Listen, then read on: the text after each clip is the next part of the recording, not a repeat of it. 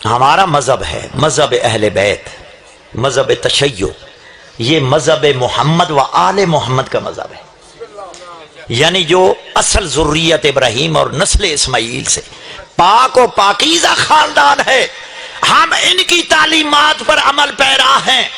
آئیے دیکھیے کہ وہ کیسے معصوم ہیں اور وہ اللہ کی عبادت کیسے کرتے تھے۔ یہ میرے سامنے صلاۃ مسعودی ہے اور یہ اس کی 3 جلدیں ہیں، فارسی میں کتاب ہے۔ علامہ مسعود بن محمود سمرقندی آناف کے بہت بڑے یہ عالم ہیں، فقیہ عالم ہیں، یہ 7ویں صدی ہجری کے بہت بڑے عالم ہیں۔ صلاۃ مسعودی فارسی میں، اور یہ طبع ہوئی ہے مطبع مرتضوی دہلی 1855 عیسوی کی چھپی ہوئی کتاب ہے، 1855 عیسوی کی۔ اس کا صفحہ نمبر 59 ہے، اس میں یہ لکھتے ہیں یہ، اور یہ کتاب اصل میرے پاس ہے، اگر کوئی پکچر لینا چاہے، کوئی تصویر لینا چاہے تو وہ لے سکتا ہے۔ اس کتاب میں یہ لکھا ہے، بس یہ واقعہ بیان کرنے کے بعد بس ختم، کہ ابتدائے اسلام میں جو نماز پڑھی جاتی تھی وہ کیسے پڑھی جاتی تھی۔ ابتدائے اسلام میں یہ لکھتے ہیں، در ابتدائے اسلام، بھائی میں خیانت نہیں کروں گا، آپ نے گھبرانا بھی نہیں ہے، میں جو کتاب میں لفظ لکھے ہیں وہی پڑھوں گا۔ لکھتے ہیں در ابتدائے اسلام، پہلے میں آپ کو بات بتا دوں کہ جو اس وقت ہاتھ سینے پہ رکھ کر پڑھتا تھا صحابی، اس کی کچھ نیت ہوتی تھی، غرض و غایت ہوتی تھی، تو پھر ہاتھ سینے پہ رکھ کر پڑھتا تھا، اس کی غرض و غایت ہوتی تھی تو پھر، اور جو پیٹ پہ ہاتھ رکھ کر نماز پڑھتا تھا اس کی بھی غرض و غایت ہوتی تھی کہ میں پیٹ پہ ہاتھ رکھ کر کیوں نماز پڑھ رہا ہوں، اور جو پیٹ سے نیچے، وہ الفاظ اس کتاب میں ہیں، ناف کے نیچے ہاتھ باندھتا تھا، اس کی بھی غرض و غایت ہوتی تھی، اس لیے وہ ہاتھ وہاں رکھ کر نماز پڑھتا تھا، اللہ کی بارگاہ معلیٰ میں وہ حاضر ہوتا تھا۔ اب کتاب کے الفاظ، در ابتدائے اسلام ابو بکر صدیق رضی اللہ عنہ در نماز دست بر سینہ نہادے۔ توجہ کرنا بھائی، حضرت ابو بکر نماز میں ہاتھ یعنی سینے پہ ہاتھ رکھ کر پڑھتے تھے، اور ان کی غرض و غایت کیا ہوتی تھی؟ وابا دل مناجات کر دے، خدا وندہ سینہ مارا از کینہ پاک گردان۔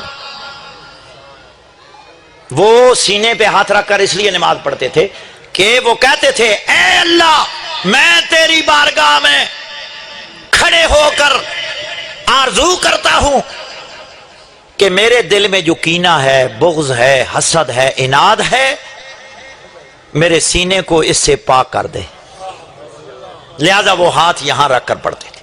آگے وہ حضرت امیر المومنین دست عمر رضی اللہ عنہ دست بر شکم نہادے، وہ ہاتھ اپنے پیٹ پہ رکھ کر، شکم پہ ہاتھ رکھ کر نماز پڑھا کرتے تھے، اور ان کی نیت کیا ہوتی تھی؟ خدا بندہ باطن مرا از حرام نگاہ دار، کہ میرے شکم میں کوئی لقمہ حرام نہ جائے، میں مال حرام نہ کھاؤں۔ میری باتوں کی سمجھ آ رہی ہے سب کو؟ کہ بیٹے اللہ میرے شکم کو بچانا کہ میرے پیٹ میں کوئی حرام لقمہ نہ جائے، حرام مال نہ جائے۔ اور امیر المومنین عثمان دست بر فرج نہادے، سمجھ گئے آپ مانا؟ وہ اپنے ہاتھ شرمگاہ پہ ہاتھ رکھ کر نماز پڑھا کرتے تھے کہ بار الہ اس کو یعنی افعال بد اور حرام کاری سے مجھے بچانا۔ میری باتوں کی سمجھ آ رہی ہے سب حضرات؟ ہر ایک کی غرض و غایت ہوتی۔ یہ 3 ہو گئے، کیا کہتے ہیں؟ خلفائے راشدی، یہ 3 ہو گئے۔ اب چوتھا، سبحان اللہ، توجہ کرنا بھائی، کہتے ہیں وَأَمِيرُ الْمُؤْمِنِينَ علی رضی اللہ عنہ دستہا آزاد داشتے علی نماز میں ہاتھ کھول دیتے تھے، کہتے تھے بار الہ مجھے تیرا فضل چاہیے، تیرا کرم چاہیے۔ علی کہتے تھے اے بار الہ، علی کو سینے پہ ہاتھ رکھ کر نماز پڑھنے کی ضرورت نہیں، کیونکہ علی کا سینہ ہے۔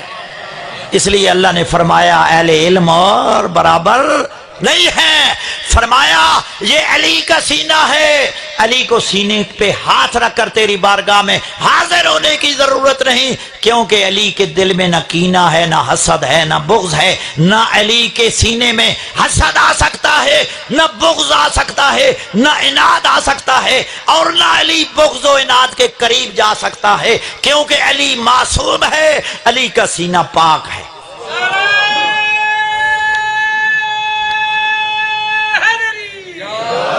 اور نہ ہی علی کو شکم پہ ہاتھ رکھنے کی ضرورت ہے، کیونکہ علی کے قریب نہ لقمہ حرام آ سکتا ہے اور نہ علی لقمہ حرام کے قریب جا سکتا ہے۔ لقمہ حرام وہی کھائے گا جو دنیا دار ہوگا، جو مال کا بھوکا ہوگا۔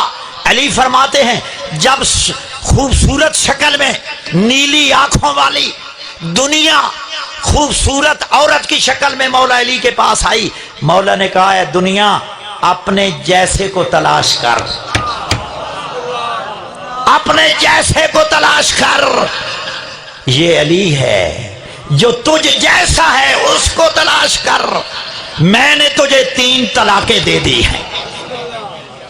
لہذا علی کو پیٹ میں بھی ہاتھ رکھنے کی ضرورت نہیں تھی، اور نہ ہی علی کو ناف کے نیچے ہاتھ رکھنے کی ضرورت ہے، کیونکہ علی کے پاس نہ حرام فعل آ سکتا ہے، نہ علی اس کے قریب جا سکتا ہے۔ کیوں؟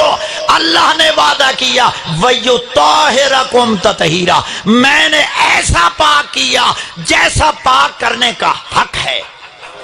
حضرت مریم سے کہا، صبر جی، حضرت مریم کے بارے میں کیا کہا فرشتوں نے؟ قالت الملائکۃ یا مریم اصطفاک، اے مریم میں نے تجھے چن لیا ہے، میں نے تجھے برگزیدہ کر دیا ہے، وطہرک، اور تجھے معصوم بنا دیا ہے۔ حضرت مریم کے لیے لفظ طاہر صرف کہا ہے، لیکن خاندان اہل بیت کا جب ذکر آیا تو اللہ نے حضرت مریم جیسا معصوم نہیں کہا، کہا وَيُطَهِّرَكُمْ تَطْهِيرًا، مفعول مطلق لگا کر تاکید کی کہ میں نے پاک اوروں کو بھی کیا ہے، لیکن جیسا پاک میں نے ان کو کیا ہے ایسا کسی کو نہیں کیا۔